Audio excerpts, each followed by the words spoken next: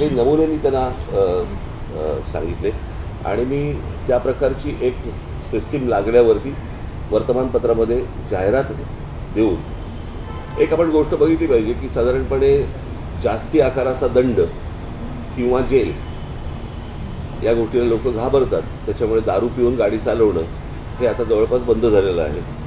बरोबर. आता काही गोष्टींची शिस्त लावण्यासाठी म्हणून काही तुम्हाला उपाययोजना कराव्या लागतात. मला असं वाटतं ती गोष्ट ट्रॅफिकसाठी पण होणं गरजेचं आहे. अनेकदा आपल्याकडे नो पार्किंगचे बोर्ड लावलेले असतात, कोणी वाचत नाही, कोणी पाहत नाही, काही नाही. आणि त्याच्यातला एक सोपा मार्ग म्हणून मी काही गोष्टी आत्ता मुख्यमंत्र्यांकडे पण दिल्या, सीपींकडे पण दिल्या, जॉईंट सीपींकडे पण दिल्या आणि त्याच्यावरती आता वर्किंग ते करून पुढच्या काही दिवसांमध्ये साधारणपणे एक मोठे एक 2014ला मी सांगितलं होतं की छोटी छोटी जी मैदानं आहेत त्या मैदानांच्या खाली तुम्ही साधारणपणे 500 गाड्या, 800 गाड्या, 1000 गाड्यांचं पार्किंग होऊ शकतं. आणि त्या प्रकारची टेक्नॉलॉजी जगभर आहे.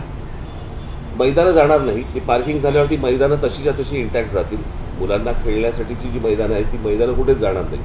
सो अशा प्रकारच्या अनेक अरेंजमेंट्स, अशा प्रकारच्या अनेक गोष्टी आपल्याला करता येण्यासारख्या आहेत. त्यातली पहिली गोष्ट मी त्यांना सांगितलं होतं की पार्किंग आणि नो पार्किंग याच्यासाठी जे फुटपाथ आहेत त्या फुटपाथनं आपले काही रंग असले पाहिजेत. याच्यावरती म्हणून मी तुम्हाला एक जस्ट अशा प्रकारचा हा नो पार्किंग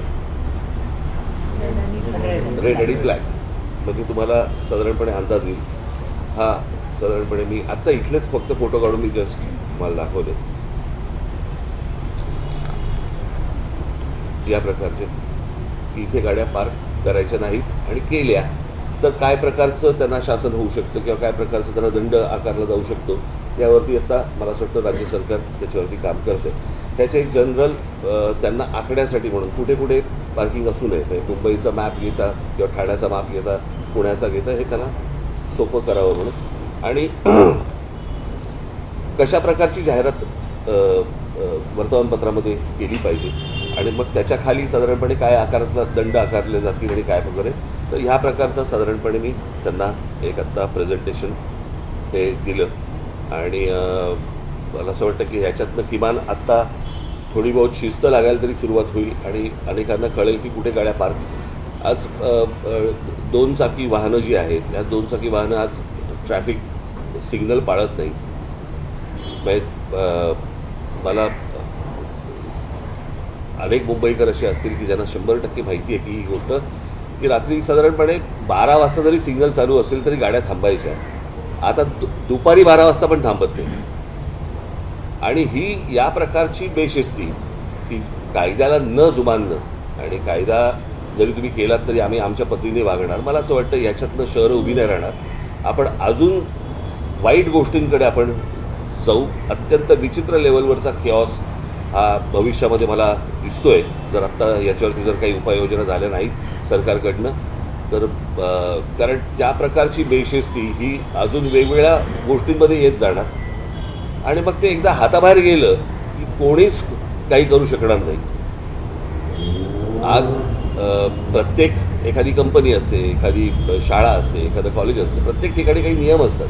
मला असं वाटतं शहरांचे पण नियम असतात आणि कशा प्रकारे तुम्ही गाड्या चालवल्या पाहिजेत, कुठे गाड्या पार्क केल्या पाहिजेत, कुठे लोकांना चालायला फुटपाथ नाही आहे, फुटपाथवरती फेरीवाले बसलेले असतात, काही लीगल असतात आणि इलिगल असतात, त्यांचं काय करायचं. मला असं वाटतं की ह्याचा एक आराखडा या शहरांचा आखणं खूप आवश्यक आणि गरजेचं आहे आणि आत्ता त्याची अत्यंत नितांत गरज आहे.